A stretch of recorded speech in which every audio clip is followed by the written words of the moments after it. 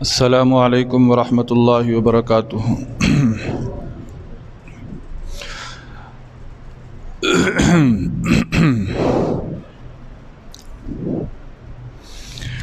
الحمد للہ وکفى وسلام علی عباده الذین اصطفى، اما بعد فاعوذ باللہ من الشیطان الرجیم، بسم اللہ الرحمن الرحیم۔ الا من تاب وآمن وعمل عملا صالحا فأولئک یبدل اللہ سیئاتہم حسنات وَكَانَ اللَّهُ غَفُورًا رَحِيمًا۔ وَمَن تَابَ وَعَمِلَ صَالِحًا فَإِنَّهُ يَتُوبُ إِلَى اللَّهِ مَتَابًا۔ آمنت بالله صدق الله ومولانا العظيم وصدق رسوله النبي الكريم، ونحن على ذلك لمن الشاهدين والشاكرين والحمد لله رب العالمين۔ تمام احباب انتہائی ذوق شوق عقیدت محبت احترام اور ثواب کی نیت سے ایک مرتبہ درود شریف پڑھ لیجیے۔ اللہم صلی علی محمد وعلی آل محمد كما صليت على إبراهيم وعلى آل إبراهيم إنك حميد مجيد۔ اللهم بارك على محمد وعلى آل محمد كما باركت على إبراهيم وعلى آل إبراهيم إنك حميد مجيد۔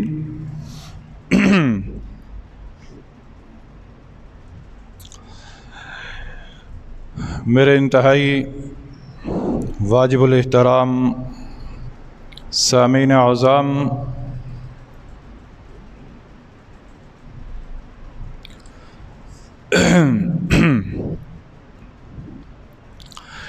سب سے پہلے تو مجھے اور آپ کو ہر لمحہ اللہ کا شکر ادا کرنا چاہیے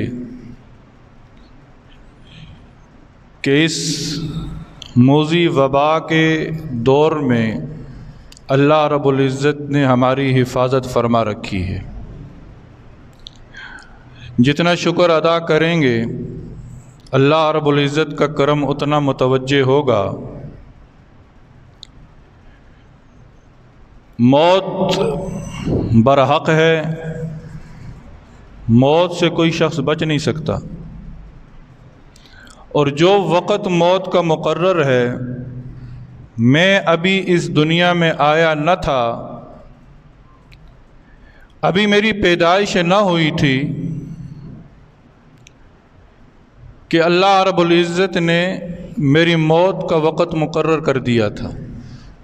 میری موت کا وقت لکھا جا چکا ہے، اس ساعت سے پہلے نہ اس ساعت کے بعد، جو وقت مقررہ ہے اسی وقت مقررہ پر مجھے اور آپ کو موت آنی ہے۔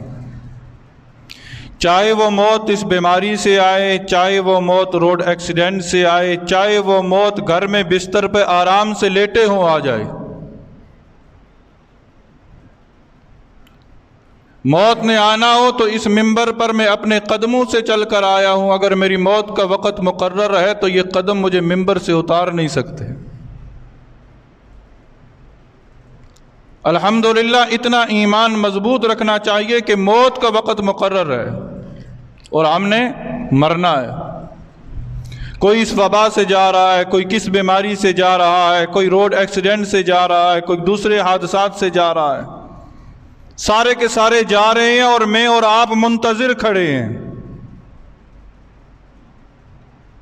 پلیٹ فارم پہ جائیں نا، کسی گاڑی پہ سفر کرنا ہو تو جن کی پہلے ٹکٹیں ہو چکی ہوتی ہیں وہ پہلے سوار ہوتے ہیں، بعد میں لوگ لائن لگا کے کھڑے ہوتے ہیں کہ ہماری باری بھی آنی ہے۔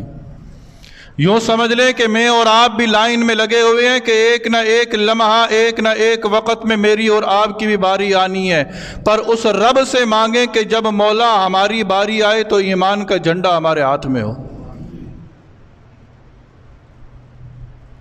ایمان کا جھنڈا پاس ہوا تو یوں سمجھیے کہ خوش و خرم بھاگتے ہوئے ہم جائیں گے۔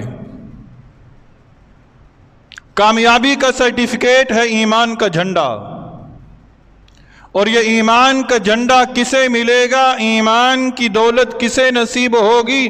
یہ اسے نصیب ہوگی جو رحمان کا بندہ بن کر دنیا میں زندگی گزارے گا، رحمان کا بندہ بن کر۔ اور رحمان کے بندہ بننے کے لیے کن چیزوں کا ہونا ضروری ہے؟ کون سے اعمال ایسے ہم کریں کہ ہم صحیح معنوں میں رحمان کے بندے بن جائیں؟ گزشتہ جمعۃ المبارک میں آپ حضرات کے سامنے چند صفات عرض کی تھیں کہ رحمان کا بندہ بننے کے لیے ضروری ہے کہ عاجزی اور انکساری اپنے اندر پیدا کرے۔ رحمان کا بندہ بننے کے لیے ضروری ہے کہ کبھی جاہل سے جھگڑا نہ کرے۔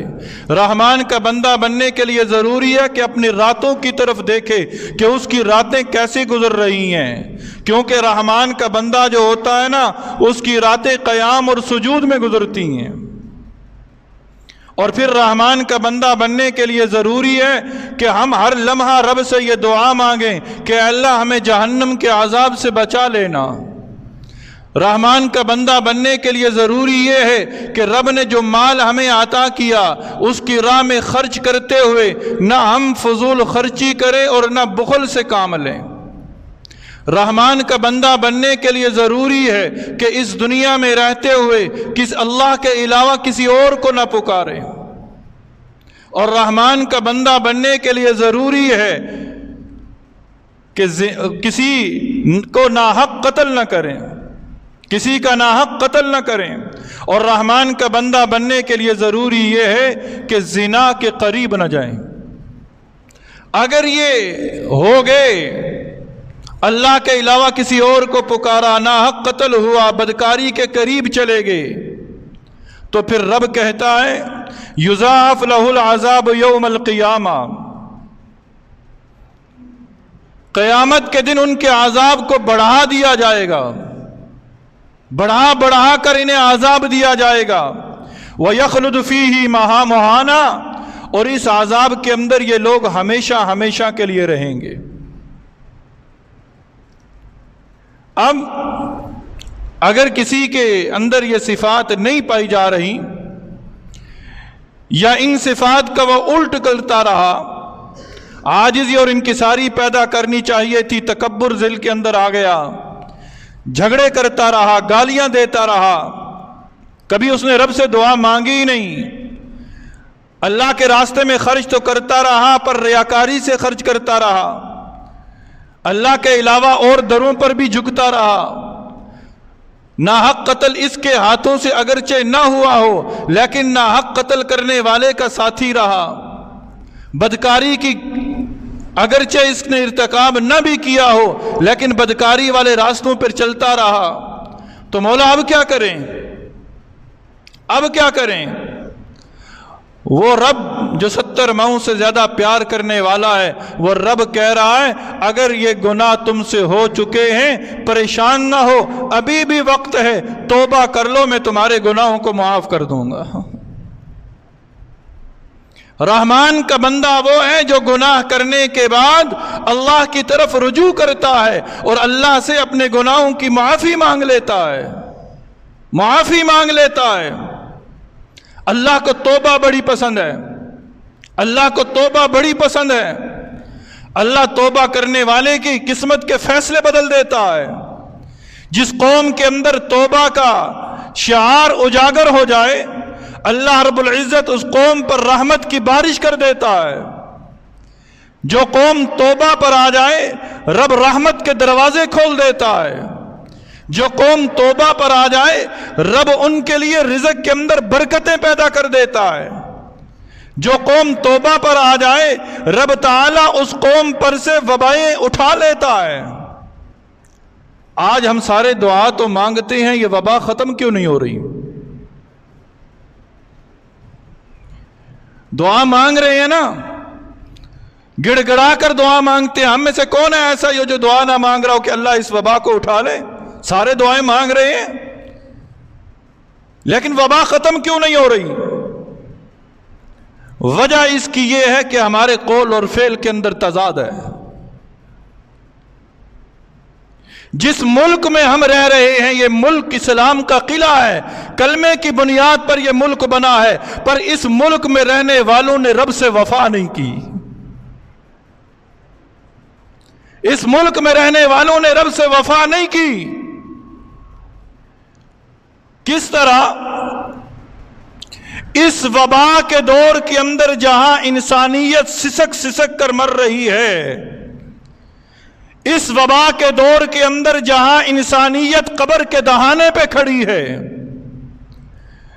اس وبا کے دور کے اندر جہاں انسانیت انتہائی اضطراب کا شکار ہے، ایسے حال کے اندر بھی اس معاشرے میں رہنے والے لوگوں کے اندر انسانیت نام کی کوئی چیز نہیں ہے۔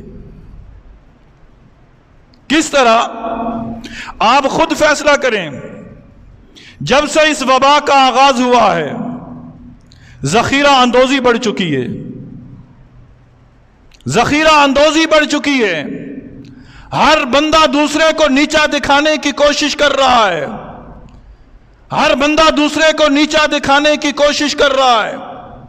میں زیادہ تفصیل کے اندر نہیں جاتا، آپ سارے لوگ ماشاءاللہ اہل علم ہیں، اللہ آپ کی زندگیوں میں برکتیں عطا فرمائے۔ آپ خود فیصلہ کریں کہ جب سے اس وبا کا آغاز ہوا میڈیکل سائنس نے کہا کہ ان چیزوں کے اندر علاج ہے، جن جن میڈیسن کے اندر علاج تھا وہ میڈیسن مارکیٹ سے غائب ہو گئی۔ غائب کرنے والے کون ہیں؟ یہی مسلمان۔ کرو تم ذخیرہ اندوزی، کرو تم 10 روپے کی چیز کی قیمت بڑھا کر لاکھ روپیہ کر دو اور ادھر آ کر مانگو رب سے دعا اللہ وبا ختم کر دے، وبا ختم کیسے ہوگی؟ ہم سارے ایک کشتی کے سوار ہیں، ہم نے ایسا ماحول قائم ہونے ہی نہیں دیا، ہم نے ایسا معاشرہ قائم ہونے ہی نہیں دیا، قصور ہم سب کا ہے۔ آپ خود فیصلہ کر لیں۔ وہ ثنا مکی کہ جس کے بارے میں مشہور ہوا کہ اس کا قہوہ پیے تو یہ مرض ختم ہو جائے گا، وہ ثنا مکی کہ جس کے نام کو کوئی نہ جانتا تھا، وہ ثنا مکی جو چند روپے کی ملتی تھی آج 2000 سے تجاوز کر چکی ہے۔ وہ ایک انجیکشن آیا مارکیٹ کے اندر، ڈاکٹروں نے کہا کہ اس کو لگا لو، اس کو لگا لو، مرض ختم ہو جائے گا۔ اور عقل کے اندھوں نے کیا کیا؟ اس ٹیکے کو مارکیٹ سے غائب کر دیا، جو چند 100 روپے کا ٹیکہ تھا لاکھوں روپے میں بک رہا ہے۔ اس سے بھی بڑا ظلم میں بتاؤں، اس سے بھی بڑا ظلم جو ہو رہا ہے، جس دھرتی پر ظلم ہونا وہاں وبائیں ختم نہیں ہوتی، وبائیں بڑھتی ہیں۔ جس دھرتی پر یہ ظلم ہونا شروع ہو جائے نا، اس دھرتی پر پھر رحمت نہیں آتی، اللہ کا غضب آتا ہے۔ ڈاکٹروں نے کہا کہ جو اس مرض کے اندر مبتلا ہو جائے اللہ اسے صحت دے دے، وہ اپنا پلازمہ دوسروں کو دے دے، اللہ اسے صحت دے دے گا۔ ہم نے کیا کیا؟ میرے جسم کے اندر دوڑنے والا خون رب کا عطا کردہ، میرے جسم کے اندر خون سے بننے والے خلیے رب کی عطا کردہ نعمتیں۔ مجھے یہ چاہیے تھا نا، میں مسلمان ہوں نا، میرے سامنے قرآن کی یہ آیت ہے کہ وَمَنْ أَحْيَاهَا فَكَأَنَّمَا أَحْيَا النَّاسَ جَمِيعًا، جس نے ایک زندگی بچائی گویا اس نے ساری انسانیت کو بچا لیا۔ میں موت کے دہانے سے واپس آیا، میں موت کی وادی سے واپس آیا، رب نے مجھے کرم کیا۔ مجھے تو یہ چاہیے یہ تھا نا کہ اگر میرے خون سے انسانیت بچتی ہے تو اے لوگوں میرا سارا خون نکالو، انسانیت کو بچا لو۔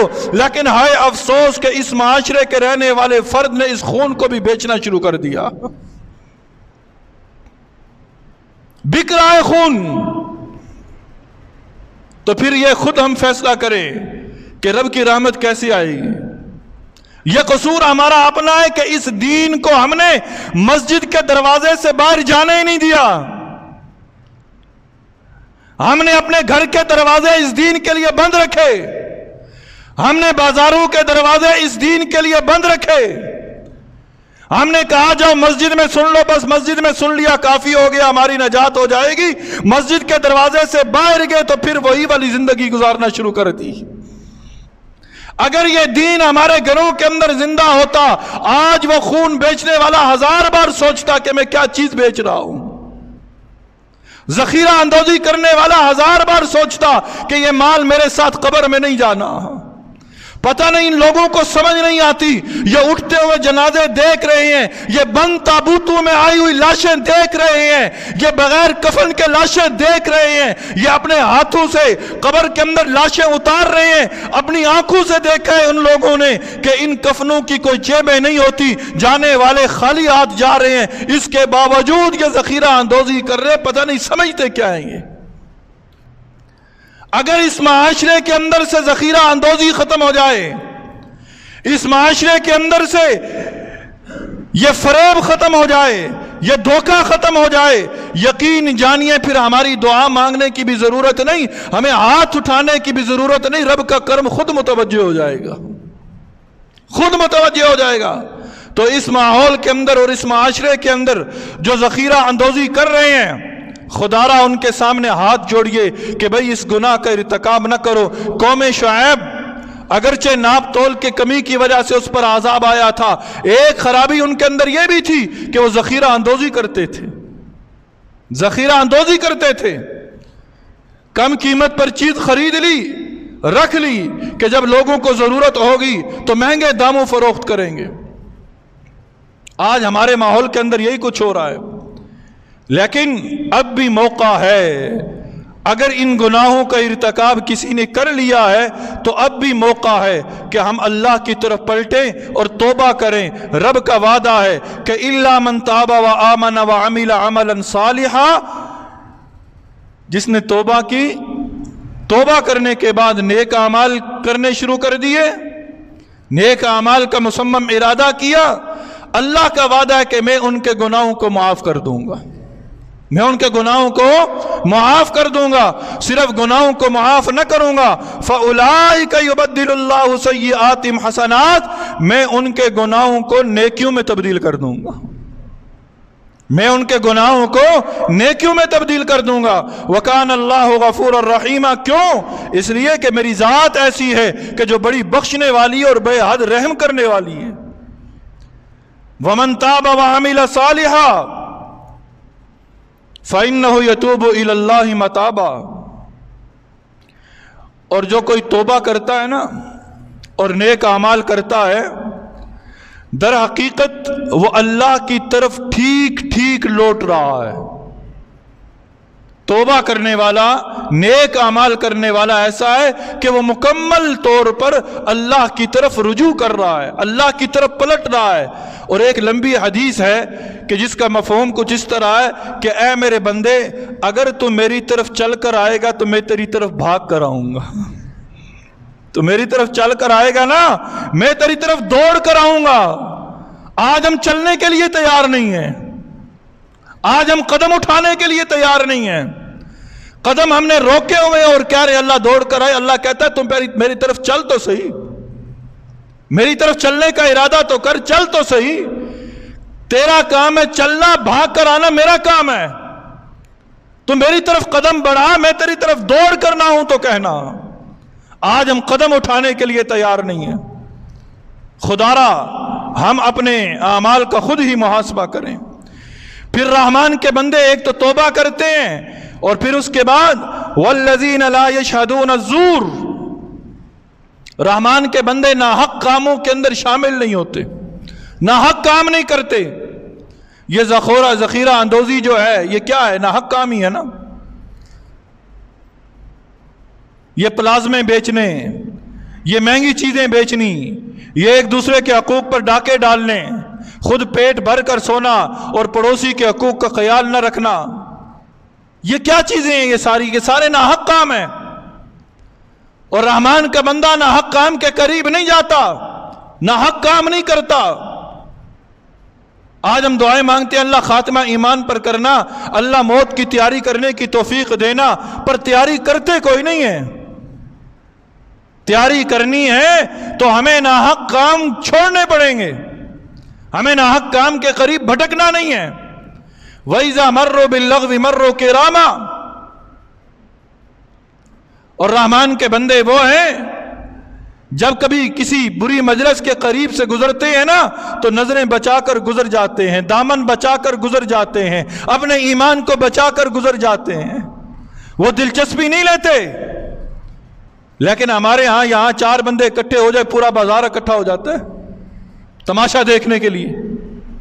تماش بھی نہیں ہوتا رحمان کا بندہ، وہ دنیا کے تماشے نہیں دیکھتا، وہ رب کی عنایات کو دیکھتا ہے، وہ قدرت کی نشانیوں کو دیکھ کر عبرت پکڑتا ہے۔ رب کہتا ہے تماشے نہ دیکھو، میری قدرت کی نشانیاں دیکھو۔ ان فی خلق السماوات والارض واختلاف اللیل والنہار لآیات لأولی الالباب، زمین و آسمان کی بناوٹ کو دیکھو اور پھر اس کو دیکھ کر عبرت پکڑو، یہ عقل مندوں کے لیے نشانیاں ان کے اندر۔ جن چیزوں کے اندر رب نے نشانیاں رکھی ہیں نا ان چیزوں کو دیکھو، دیکھو اپنے آپ کو، دیکھو اپنے جسم کی طرف دیکھو کہ یہ جسم کس نے بنایا ہے، اس کو بنانے والا کون ہے۔ ان نشانیوں کی طرف دیکھ کر عبرت پکڑو اور بری مجلسوں کے اندر نہ جاؤ اور بری مجلسوں کا تماشا نہ دیکھو۔ رحمان کے بندے یہ نہیں ہے کہ وہ بری مجلسوں کے تماشے دیکھتے ہیں، رحمان کے بندے بری مجلسوں کے قریب سے اپنے آپ کو بچا کر گزار لیتے ہیں، گزر جاتے ہیں۔ والذین اذا ذکروا بآیات ربہم لم یخروا علیہا صما وعمیانا، رحمان کے بندے وہ ہیں کہ جب ان کے سامنے نصیحت کی جاتی ہے تو وہ بہرے اور اندھے بن کر ان پر نہیں ٹوٹ پڑتے۔ کیا مطلب ہے؟ رحمان کے بندے وہ ہیں کہ جب ان کے سامنے قرآن کی آیات کو پڑھا جاتا ہے تو اس پر وہ اندھے اور بہرے بن کر نہیں ٹوٹتے۔ کیا مطلب اس کا؟ مطلب اس کا یہ ہے کہ عام فہم کے اندر میں عرض کر رہا ہوں کہ ہم مسجد کے اندر آئے، مولوی صاحب کی تقریر سنی، کہا ماشاء اللہ بڑا مزہ آیا، وہ مولوی صاحب بڑا حق بیان کرتے ہیں، وہ مولوی صاحب ایسا کرتے ہیں، آج ایمان تازہ ہو گیا۔ لیکن جو ہی مسجد سے قدم باہر رکھا وہی پہلے والے حالات۔ جو سنا ہے اس پر عمل کرو، جو سنا ہے اس پر عمل کر کے دکھاؤ، جو سنا ہے اسے سنبھال کے رکھو، جو سنا ہے اسے اپنی زندگی پر لاگو کرو۔ یہ کیا ہوا؟ مسجد میں آئے، سنا، ہاں جی ٹھیک ہے آئندہ نہیں کریں گے، پھر دکاندار جب دکان کے اوپر جا کر بیٹھتا ہے وہی پہلے والے طرز زندگی ہے۔ یہ بہرا اور اندھا ہے، یہ بہرا اور اندھا ہے، اسے کہا گیا بہرا اور اندھا۔ بہرے اور اندھے سے یہاں یہ مراد نہیں ہے کہ نہ سنتا ہے نہ دیکھتا ہے، نہیں، اس نے مسجد کے اندر سنا، اس نے اللہ والوں سے سنا، اس نے قرآن کی آیت کو سامنے رکھ کر پڑھا، اس نے قرآن کے پیغام کو سنا، پھر اس پر عمل کرنے کی جستجو میں لگ گیا۔ یہ تو منافقین کا طرز عمل تھا۔ نبی کی مجلس میں آتے تو اللہ کے نبی ہم آپ کے ہیں، نبی کی مجلس سے باہر جاتے تو نبی کے خلاف باتیں کرنا شروع کر دیتے تھے، اسلام کے خلاف باتیں کرنا شروع کر دیتے تھے۔ جو سنا ہے نا مسجدوں کے اندر، جو سنا ہے نا اللہ والوں کے مجلس کے اندر، اس پر عمل کرنے کی جستجو اپنے اندر پیدا کر لو، اپنے اندر اس کی جستجو پیدا کرو، اس پر عمل کرنے کی کوشش کرو، بہرے اور اندھے نہ بنو۔ رحمان کا بندہ بہرا اور اندھا نہیں بنتا۔ آج ہم خود فیصلہ کریں، اپنا محاسبہ کریں۔ آج تک ہم کئی بار قرآن کے احکامات ہم نے سنے، نبی کے فرمان ہم نے سنے، کیا سننے کے بعد گھر کے اندر جا کر ان اعمال کو لاگو کرنے کی کوشش کی؟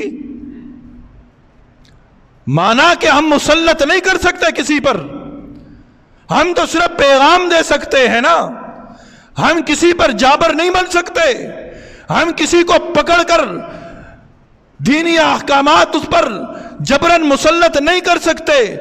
ہمارا کام تو یہ ماحول کو پیدا کرنا، ہمارا کام تو یہ ہے پیغام پہنچا دینا۔ آج ہم خود فیصلہ کریں. جتنے احکامات ہم سنتے ہیں، کیا گھروں تک، کیا چوک چوراہوں پر، کیا دکانوں کے اندر، کیا دفاتر کے اندر ہم ان پیغامات کو پہنچاتے ہیں؟ اگر پہنچاتے ہیں تو پھر یاد رکھ لیں ہم سماعت والے بھی ہیں، ہم بصارت والے بھی ہیں. اور اگر ان احکامات کو ہم صرف مسجد تک محدود رکھتے ہیں، مسجد کے چار دیواری کے اندر تک محفوظ رکھتے ہیں، تو پھر ناراض نہ ہوئیے گا. حق بات یہ ہے کہ ہماری پھر قوت سماعت بھی نہیں ہے اور قوت بصارت بھی نہیں ہے. والذین یقولون ربنا هب لنا من ازواجنا وذریاتنا قرۃ اعین واجعلنا للمتقین اماما. رحمان کے بندے وہ ہیں جو رب سے یوں دعا مانگتے ہیں، اے اللہ ہمیں ایسی بیویاں عطا فرما کہ جس سے ہمیں تسکین پہنچے، اور اے اللہ ہمیں ایسی اولاد عطا فرما، ایسی اولاد عطا فرما کہ جو ہماری آنکھوں کی ٹھنڈک بن جائے. اے اللہ ہمیں ایسی اولاد عطا فرما کہ جو ہماری آنکھوں کی ٹھنڈک بن جائے. یہاں بھی ایک نقطہ ہے. آج نوجوان گھروں کے اندر پریشان ہیں کہ جی شادی کی تھی، حالات بن نہیں رہے، شادی کی تھی، بیوی بس نہیں رہی.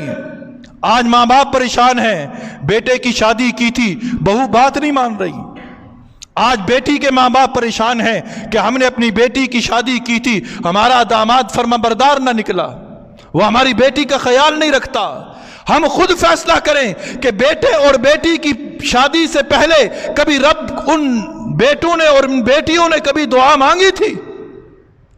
اللہ سے مانگا تھا؟ کیا آج کا نوجوان مانگتا ہے اللہ سے کہ اللہ ایسی بیوی دے جو ہماری تسکین کا باعث بنے؟ آج تو دعاؤں کا معیار ہی بدل جائے گیا ہے. آج مانگتے ہیں اللہ ایسی بیوی دے جو اتنا جہیز لے کر آئے، ایسی بیوی دے جو خوبصورت ہو، ایسی بیوی دے جو حسین و جمیل ہو، ایسی بیوی دے جو تعلیم یافتہ ہو. او اللہ کے بندو، اے نوجوانوں، یہ میرا پیغام ہے. زندگی کا کوئی بھروسہ نہیں، اس جمعے ہو اگلے جمعے کا کوئی نہیں پتا. ایک بات یاد رکھنا، اگر اپنی ازدواجی زندگی کو پرسکون بنانا چاہتے ہو، رب سے مانگو کہ اللہ ایسی بیوی دے جو میری تسکین کا باعث بنے، تسکین کا باعث بنے. پھر دعا مانگ، پھر گلے شکوے ہوتے ہیں، اولاد بات نہیں مانتی، اولاد سنتی نہیں ہے، اولاد نافرمان ہے. کبھی دعا مانگی اولاد کی پیدائش سے پہلے، اللہ ایسی اولاد دینا جو آنکھوں کی ٹھنڈک بنے، ایسی اولاد دینا جو ہماری آنکھوں کی ٹھنڈک بنے. رحمان کے بندے تو وہ ہیں جو یوں دعا مانگتے ہیں. وہ نوجوانوں، اللہ سے مانگو اللہ ایسی بیوی عطا کر جو تسکین کا باعث بنے، اور اس بیوی سے ایسی اولاد عطا کرنا کہ اللہ جو ہماری آنکھوں کی ٹھنڈک بنے. اگر ایسی اولاد مل گئی تو یقین جانو دونوں جہاں سنور جائیں گے، دونوں جہاں سنور جائیں گے.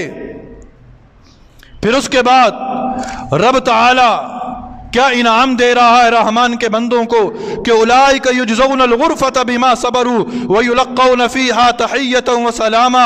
یہ لوگ وہ ہیں کہ جو صبر کرتے ہیں، اور صبر کے بدلے میں اللہ رب العزت نے ان کے لیے جنت کے بالا خانے تیار کر رکھے ہیں.